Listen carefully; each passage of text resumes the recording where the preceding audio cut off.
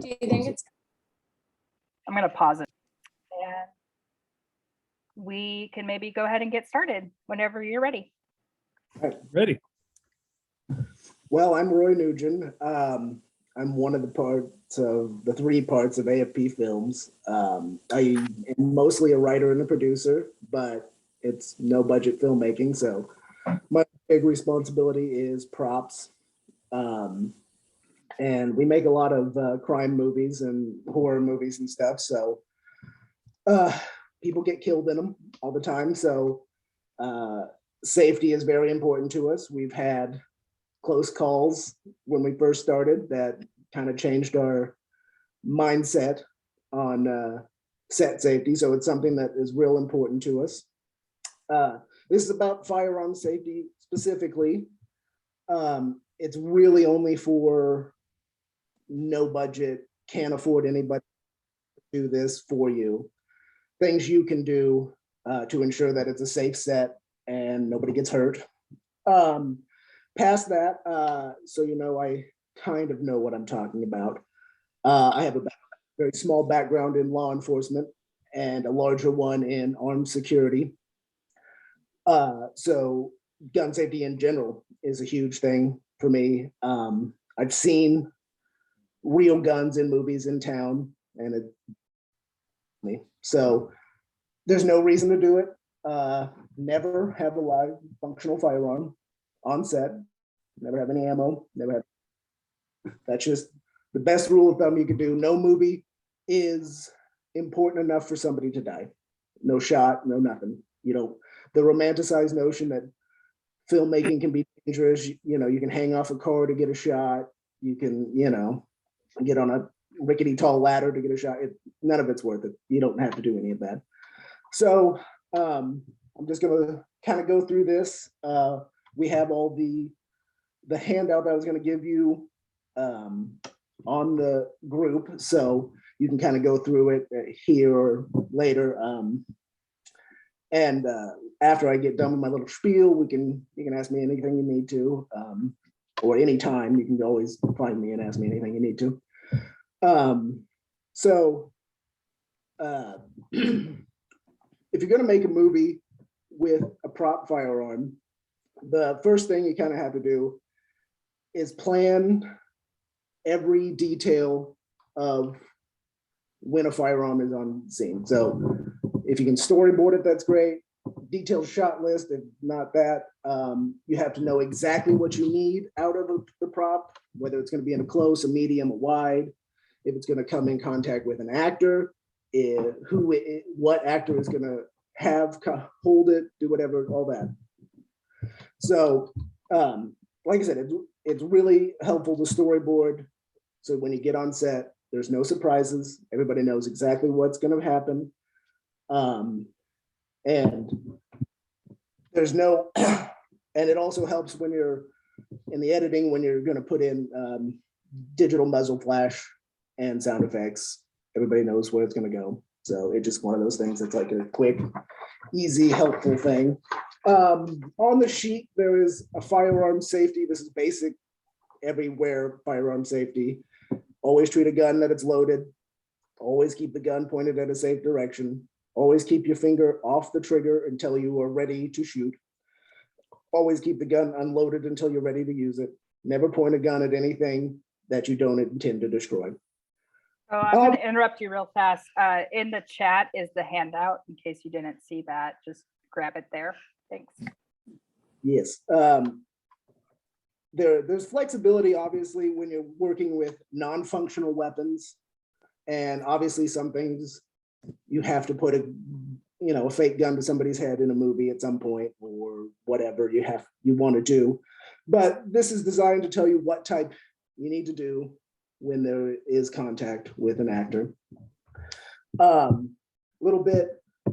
So some of the things I'm going to talk about are rubber training guns. I'm going to talk about pellet type pistols, airsoft type pistols, straight up replica firearms, and a little bit about blank firing weapons. If you're going to use anything that can fire a projectile, you can't have any of those projectiles on set. nowhere around it. Some of these weapons will use battery or CO2 to function. Some of those, that's the best thing you can do. It looks better than a blank firing gun, and it's a lot safer. So you will have to have the thing that makes it function on set, but no projectiles. And since there's no projectiles, there's also no real ammunition on set. They make pretty realistic dummy ammo. I'm gonna try to show some of it. Like, here we go. This is a pretty good case, just like a real rifle case. It's permanently marked as orange. Obviously you might, paint the tip, but like you can always leave the bottom as orange. So it is in fact a dummy round. Comes in all calibers. Here's a little one. That's the only thing you should use. If you need to show that, that's the only thing you can use. There's different types. Some are all metal, some are all plastic, some are a mixture of the two. They're everywhere. You can find them pretty easily at a sporting goods store or on Amazon. I bought those on Amazon. So I'm gonna just kind of leap into the different types of guns for use. These are really only pistols because not enough room. But the first thing I'm going to talk about is this. This is a dummy rubber training gun. It's one entire piece of rubber. There's absolutely no moving parts. It's lightweight. It's completely safe. There's nothing you can do with it. They're very, very good for scenes involving closeness to actors in, putting in your head. They're really good for if you just need a gun in a holster on the cop's hip or something, and he never uses it or anything. This can just be in there and it doesn't do anything.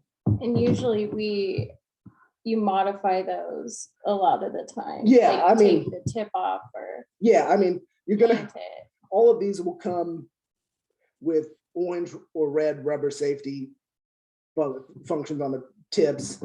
This rubber one, it literally unscrews. So you can unscrew it, shoot your thing, screw it right back on for travel and for storage. So there's no accidents.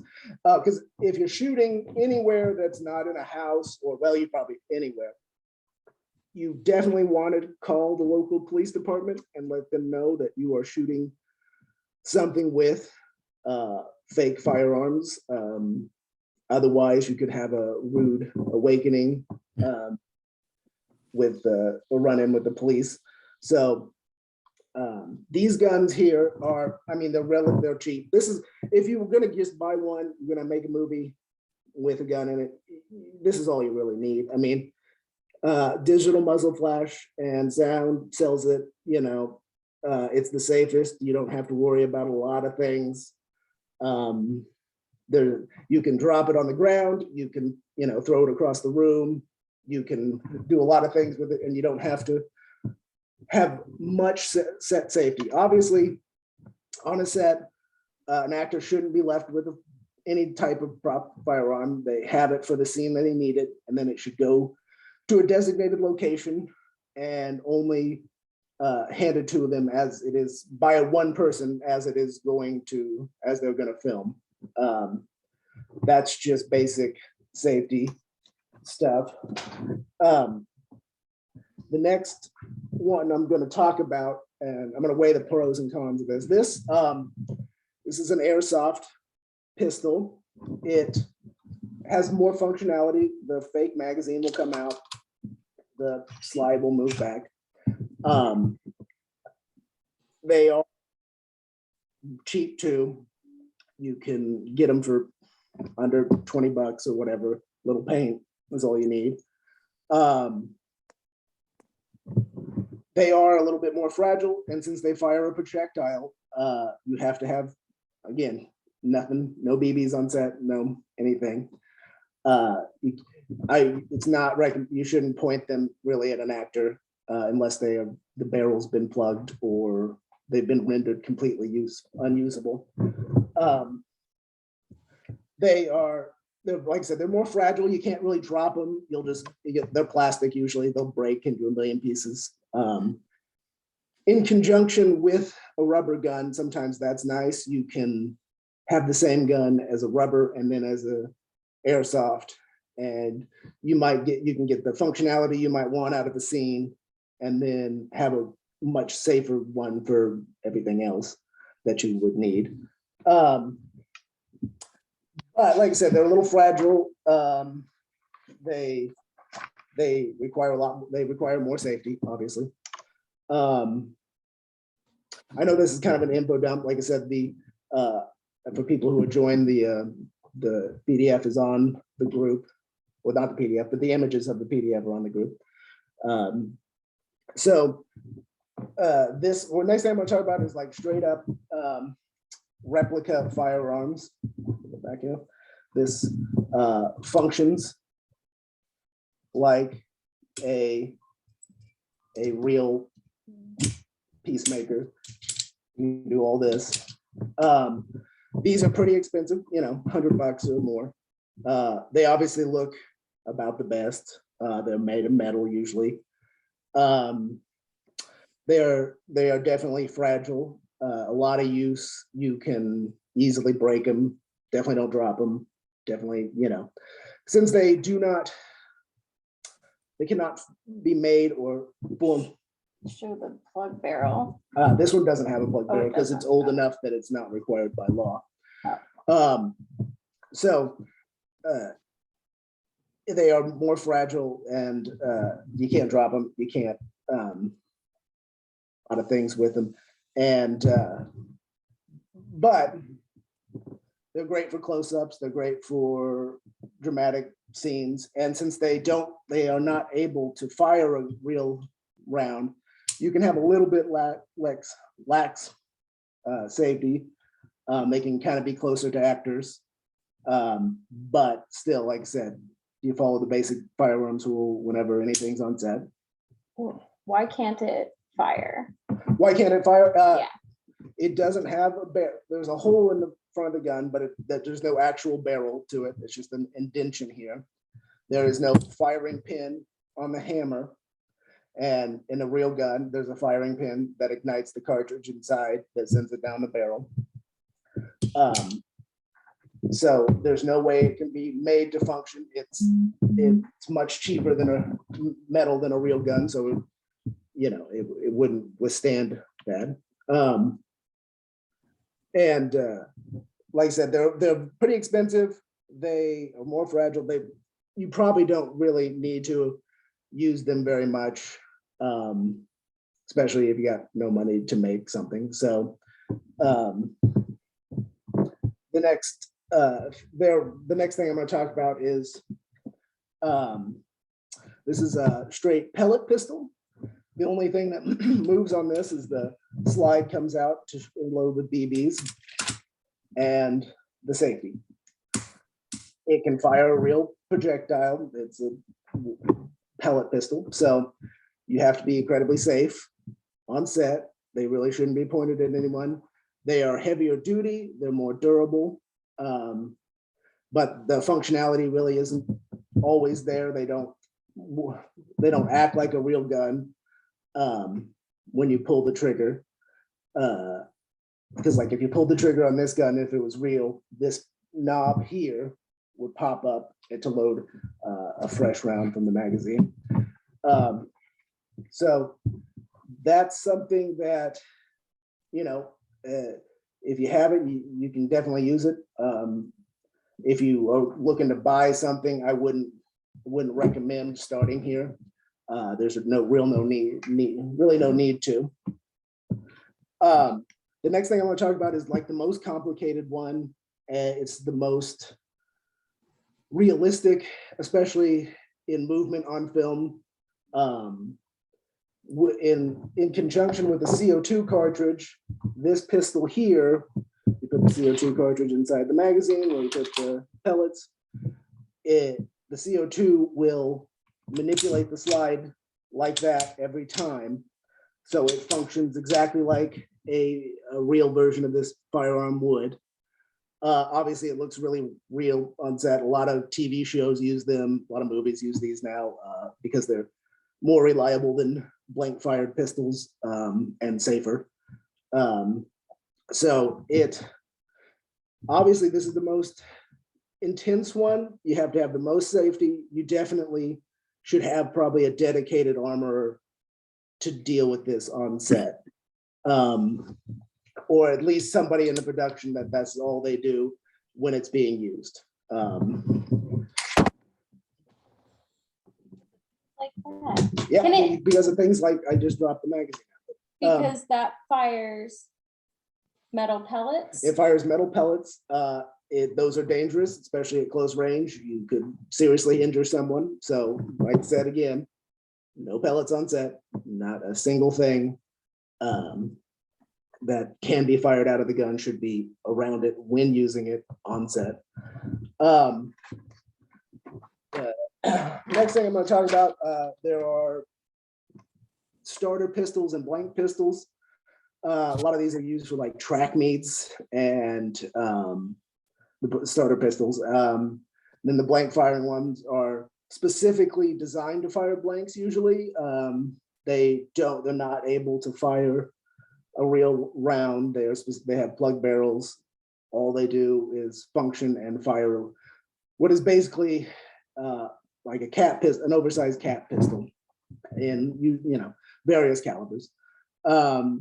Like this one, this is a little guy, fires 22 caliber blanks. Obviously, this is something that if you're going to use, you should definitely inform the police. It's pretty loud. It kind of sounds like a gun. Nothing comes out of the front of it. The cap and the gas that is ignited once the cap hits comes out of this hole on the top. And usually they'll like that. Obviously, if you're going to, you should have a real armor on set if you're going to use any blank guns. Because there's really no need to. You don't have to use blanks at this day and age. Sorry, my cat getting into things. There's really no need to use blank firing weapons on set. On the images inside the group, I do go into converted firearms to real firearms converted to fire blanks. I don't think I'm going to really go into that here. Did you go into it? Yeah, that's right here. That's not what we post on the group though. Oh, I'm sorry. I can get that information to people. There's really no need because you shouldn't do it. No, even a converted firearm is very dangerous in an unsafe set or an unsupervised set. So we'll put that in there. We just talked about starters.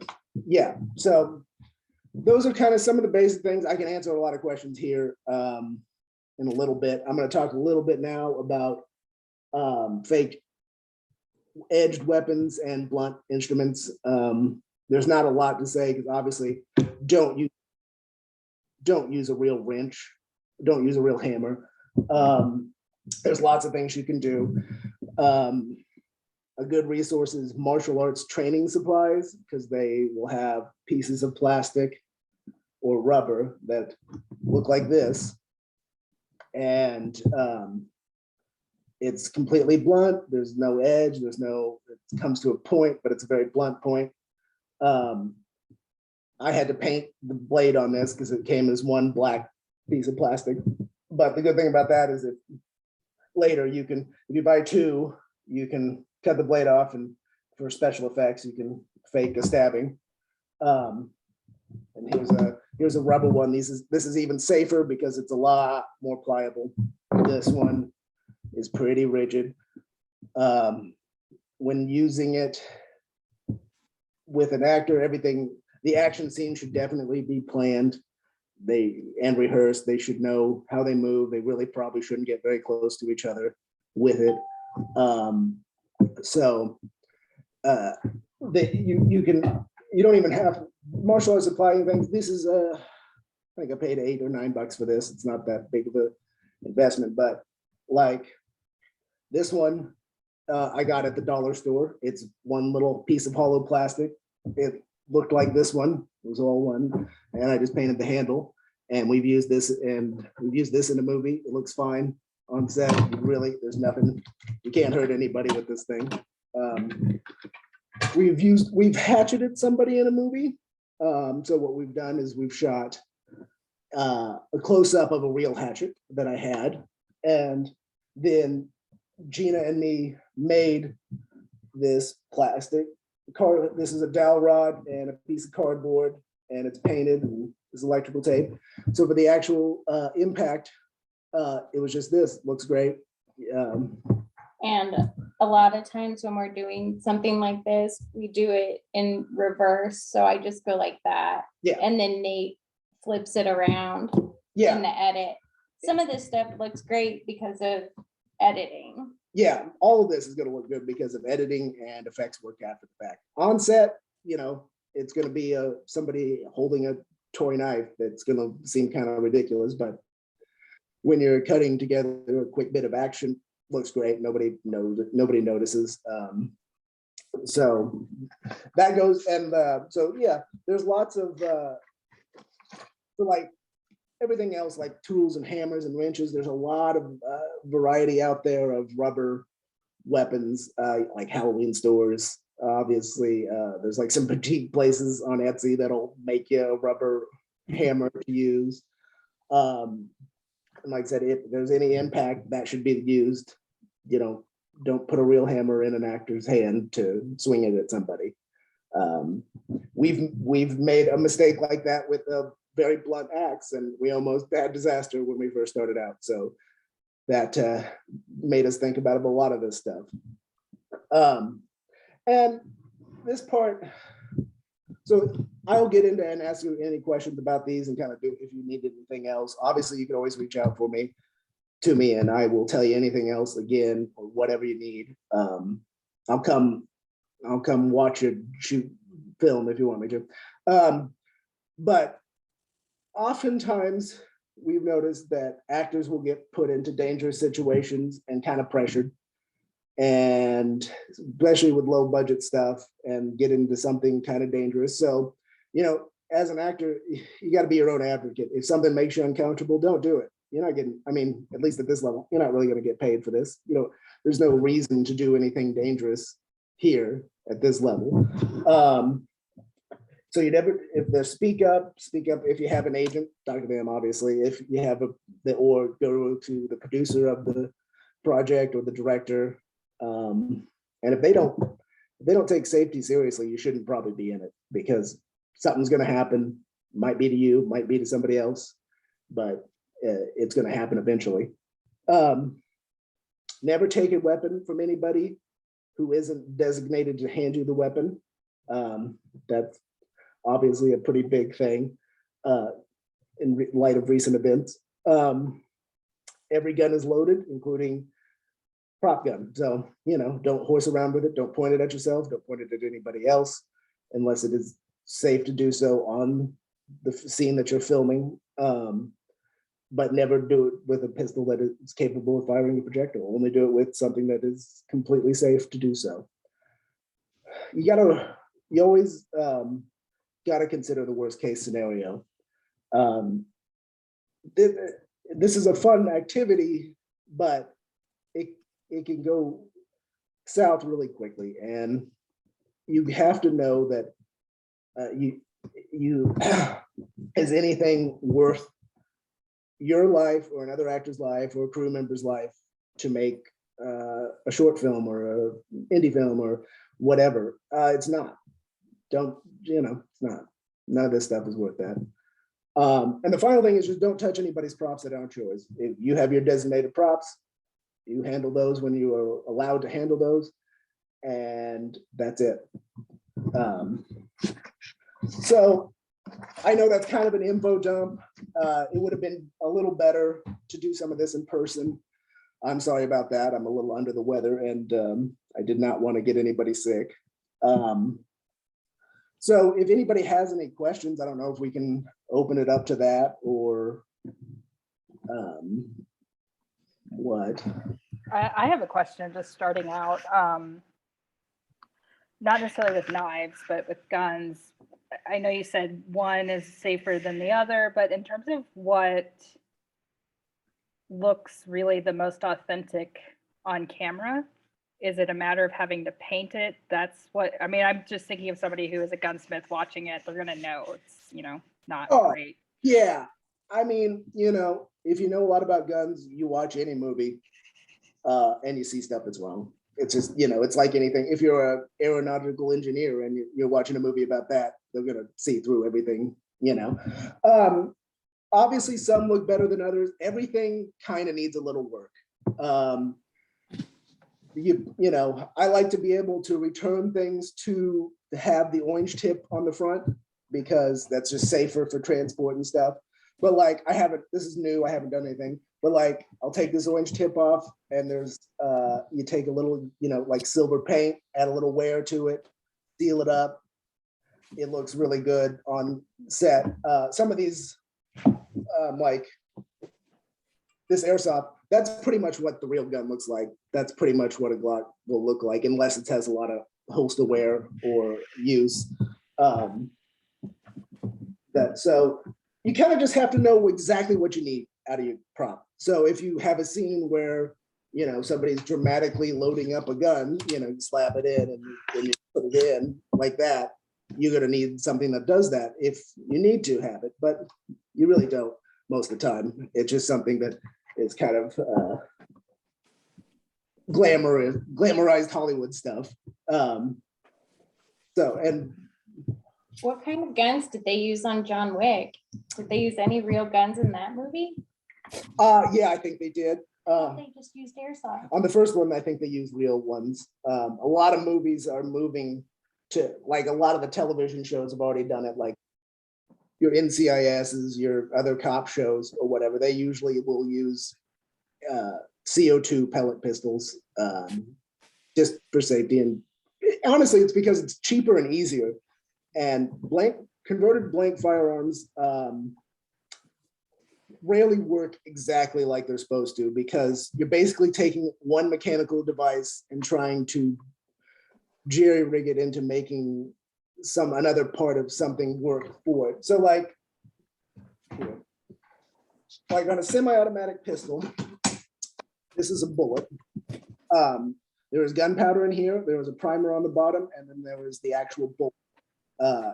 So the semi-automatic pistol, that firing pin will hit that primer and will ignite the bullet out of the barrel of the pistol. And the gas and combustion that is caused by the gunpowder will make the pistol slide move backwards. And on a blank firing pistol, it does not have enough power usually to make the slide move backwards. So what they have to do is they have to put an adapter in the barrel to force a smaller hole opening to get the pressure that they need. And it jams, it doesn't work very well all the time. Especially some guns. Some guns work better than others, but some don't work hardly at all. What about larger weapons? Like if you want a fake AR-15, are there rubber versions of things like that? Versions of it, there's airsoft versions. It's a lot of the same stuff. You paint them up. Yeah, especially there's some really expensive, fancy ones if you want to spend a lot of money on it. All this stuff. Uzis, whatever you want. They pretty much make whatever you'll need in various types. They'll have expensive ones, they'll have cheap ones, they'll have medium ones, they'll have cheap ones. You just get what you pay for and all this. Great. Any other questions? Can you talk a little bit about the so like I've been on a lot of Western sets, like older guns in which there were not cartridges used, insofar as some of the differences there and their usage, or like reenactors, things like that? Yeah, I mean, a lot of reenactors and I know a lot of Westerns will use correct period weapons because, they think, but this here, it's a cowboy gun. This isn't everything. This is a replica. It doesn't fire anything. I personally am very for not having a real functioning gun on set. Very excited that California is talking about disbanding them. But if you're using blank revolvers, function a lot better, and they are a little safer because the dummy rounds, all they have to do is make sound and produce smoke. They don't have to make a gun function, because a revolver, by bringing the hammer back and pulling the trigger, it rotates the cylinder. So you shoot, you do it again, it does it again. You don't have to, the bullet doesn't make the gun function. It's fully mechanically functioning. So they are a little bit safer, but like there's tons of replica cowboy guns. You know, you don't really, they come in all shapes and sizes. You don't really need to have that. I know reenactors, there's been many of accident with reenactors, you know, because if things aren't carefully regulated, accidents happen. So I don't think there's any use to having a blank in a gun at all on set across the board, indie to Hollywood. There's at this point, CGI, everything else, you can put everything you need into it. It doesn't, you can have the casing shoot out of the gun, you can have the muzzle flash, you can have the smoke. It all looks a lot better. You don't have to, because you have to, especially with film, a lot of times the gun would fire on the muzzle flash would be between frames. So they'd have to do it a whole bunch of times because just to catch the muzzle flash that they wanted. So nowadays you don't have to do any of that, you know. So that's, I don't think it's necessary. That's kind of how I feel about it. Obviously, feel different ways, but you know, that's just me. Yeah, we'd run through a lot of rounds on a lot of shots where the firing was between frames, so it didn't even show up in the clip. So. Yeah, so it's just not even worth it. You know, you can go in, you can put a digital muzzle flash in, and you're saving yourself time. And that's the biggest thing on a set across the board. Save yourself time with this stuff. You do it as safely and as quickly as you can, so you have more time to actually, because you know, acting and story are what's going to sell your movie, not if the gun shoots a big flash. So these things are just props, literally, to illustrate your story. Oh, also quick comment as addendum, if you're ever on a set with blanks of any sort and they say you don't need earplugs, you should probably still wear earplugs because it is always louder than they think it is. Yes, totally. To say that when I was talking. I think it's on the handout. it's on the You do handout. have to be very careful about your protection if there's going to be loud sounds. In general, I think Roy and I's parents both have severe hearing damage from working in places where they're like, you don't need earplugs. Yeah. My dad's pretty much deaf. Yeah. So yeah, hearing, definitely. That's a good point, Nathan. Thank you. yeah. Any questions? I have something to add. Sure. I was trying to find a battery for these. This is a magician trick. It goes under here, tapes on your chest. I couldn't find a good battery. And it puts out a blinding flash if you have your finger. I was using this in the magic with the ring. Can you hold Touch it the up? magic ring, it'll make you immortal. There you go. And all you have to do is push this and it makes this blinding flash and it looks more real than a digitalized one. No, that's good information. Yeah. Because I mean, you can definitely composite a lot of things if you shoot it right. And if you've got that light, it's, you know, it does all the reflecting and everything like a real flash would. And, it looks good. And you can get them to their magic shop. Having props at a magic shop. I'll have to do that. Yeah. It's just a thought. Good. I wish I could show you, but I can't find a good battery. Probably safer not to. Yeah. Exactly. Yeah, so if there's any other questions, like I said, my info is on the bottom and the last sheet of that we posted. So my email, you can shoot me an email. You can find me on Facebook. You can, me personally or AFP Films, we're all connected. great. Thank you so much for that. I learned a lot. Just in case you weren't here at the beginning of the talk, we're moving in to the Lux. We're taking over the space that Mama Film held, the hospitality room. So our next meeting and here on out will be there.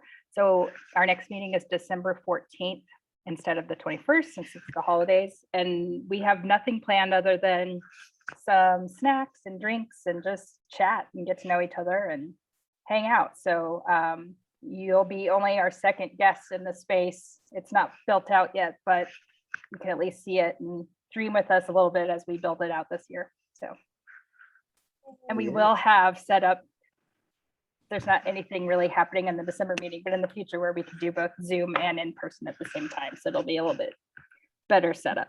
Nathan, you're figuring that out for me. So. Do my best. Yeah. It looks like Leaf also had a question in chat there. Oh, I'm sorry, I missed it. Interactive lighting aspect, which is also a great point, because like muzzle flashes are great, but like some of the lighting on the face and environmental lighting. Yeah, that's a good point. You can definitely, you got to composite everything you can to do it, on set, do a quick flash with a light on a face. Definitely more dramatic, sells the scene completely. And he was asking for suggestions on how to create the off-camera flashes to coincide with the shots. If you don't do it in post, if you do it on set. Well, Push a button. about's a good idea. Yeah.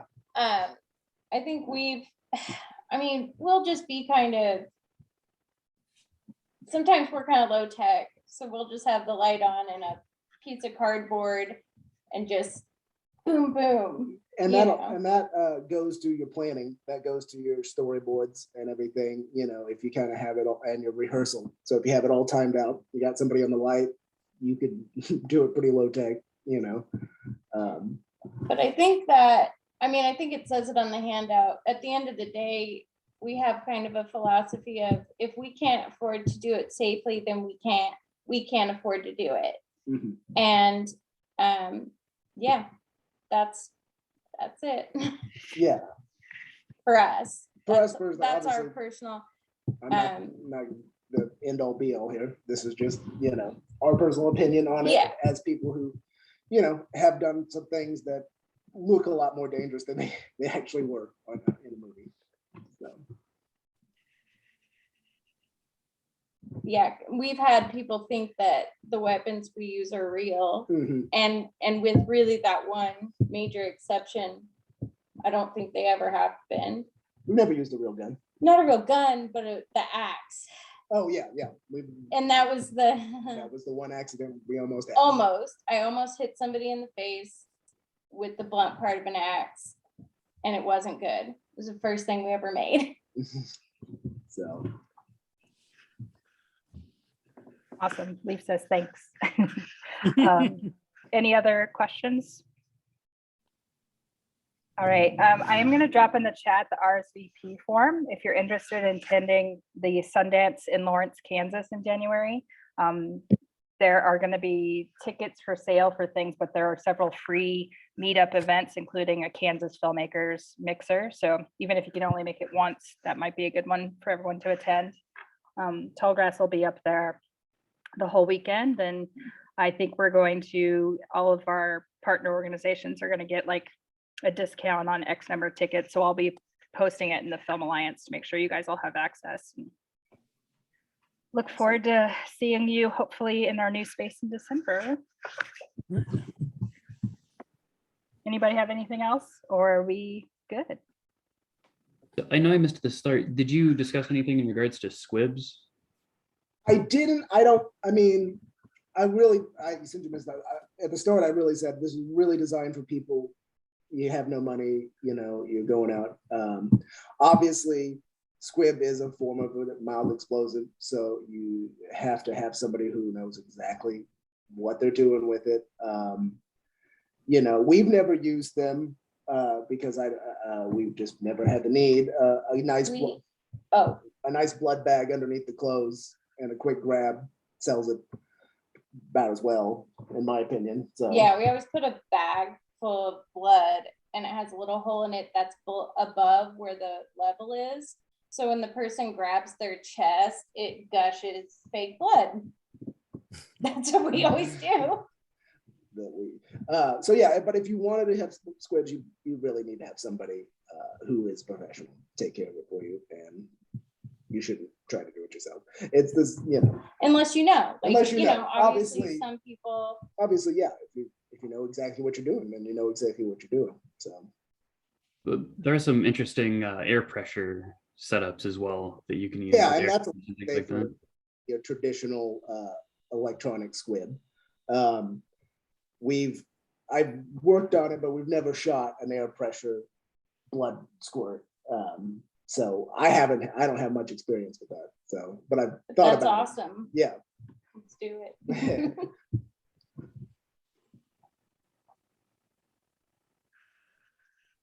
Cool. Well, thank you guys. We're always taking ideas. And so if there's something that you're a specialist at on your sets, please let us know. Love to have you talk about something. And this is great, always. I'm sorry we had to transition so quickly to Zoom, but rather safe than sorry on health issues. So Oh, thank you. Once again, safe sorry and for the confusion. Yeah. My chair at home is much more comfortable than sitting in Groover Labs, so I'm happy. So, all right, well, if nobody has anything else, I'm going to end our session, but thank you, everyone. It's good to see Thank you. everyone. Bye. Everybody.